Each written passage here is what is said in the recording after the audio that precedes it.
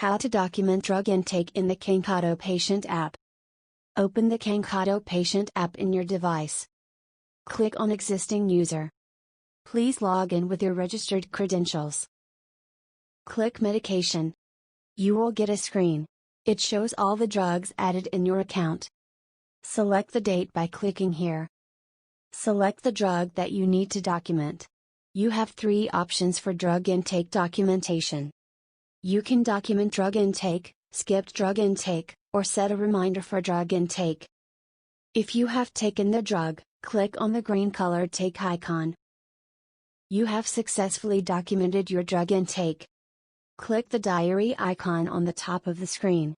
You can view your drug intake documentation in the diary section.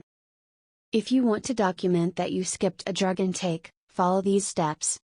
Again, click on Medication.